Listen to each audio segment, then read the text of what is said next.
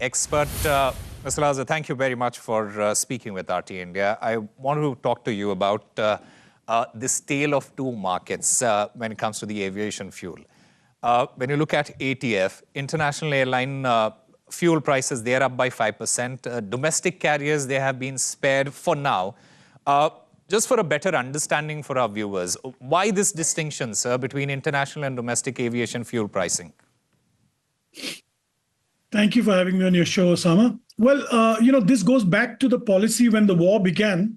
If you remember, airlines had reached out to the government and the government had ad hoc decided to implement a staggered policy and protect domestic aviation, which is what they're actually doing right now. Of course, a lot of people criticized it and said it was purely because of the elections in the 5 states. They didn't want airfares to go through the roof. Yeah. But be that as it may, the government took it upon itself to protect Indian aviation industry domestically. So that means your Air Indias, your Air India Express, Indigos, Akasas, Star Air, SpiceJets, all got protection, and so did the consumer, of a regulated price where the government was bearing almost 1 lakh rupees per kiloliter. That's a huge subsidy. This is on top of the Udan scheme and the other benefits that the government extended. This was purely for domestic carriers, and the reason is very simple. The reason is the government didn't want to subsidize NSOPs or private jets of big corporates. The government didn't want to subsidize international operations or international airlines.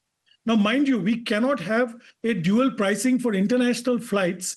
If an Emirates or a British Airways came in and refueled, you can't price them at a different price and price an Air India or an Indigo going on an international flight differently. Okay. So what the government very cleverly did is divide it into two, like you call, the tale of two halves. The domestic consumers and the domestic carriers got a domestic price, which is within the realm of the law. And international operators stick to international prices. Even that, if you ask me, I think the government has been very lenient by only marking it up 5%. We are still taking a hit on a government level. I think, this is not the only country that's suffering aviation strife. Let's understand, more than 200,000 flights have been cancelled this summer around the world, 20,000 by Lufthansa alone. Yeah. In the Southeast Asia, we are seeing Vietnam, Korea suffering huge aviation strife because of shortage of jet fuel. So there is, I understand, some merit in the FIA's letter, but to even suggest that we will have to curb short-haul flights because international flight fuel prices are higher is fallacious and not in place at the moment. Mr. Laza, before I talk to you about that, I just want to get a sense from you. Is there a fear that this eventually will spill over into domestic airfares if the trend continues, according to you? Osama, it's very clear it will at some point. Okay. It is very clear. And what is the time period that we are looking at, sir?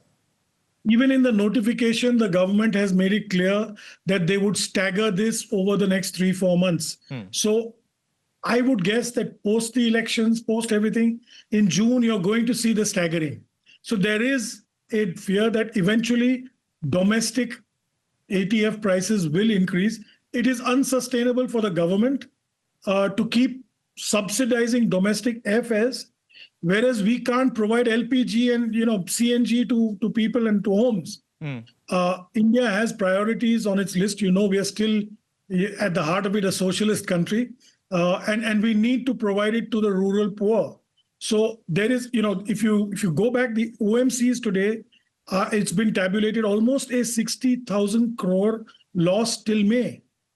That's a huge hit for the oil marketing companies to take. Okay. And the government is bearing this because they're all PSUs. So going forward, I do believe in the next 2 to 3 months, you will see this. I've been on a number of channels earlier.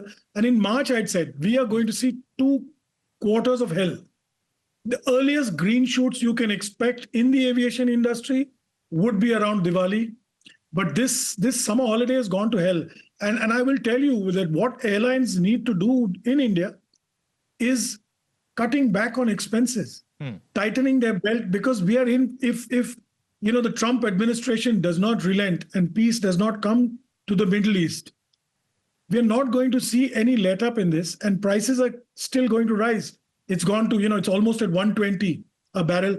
I see it going, even beyond if this continues. And that's the worry for airlines. Okay, Mr. Laza, give us a number. Give us a number. What is the maximum percentage that we are looking at? Well, in domestic hikes, domestic, if this is let go, I would say 20% in the next 2 months. That's a huge jump. Already we are seeing some increase in fares. Internationally, sky's the limit. I can see Air India is cutting 2,000 flights. They've announced. I believe Indigo will cut. That's going to happen. You're going to see a tough time. All right, Mr. Sanjay Laza, thank you very much for speaking with RT India, sir.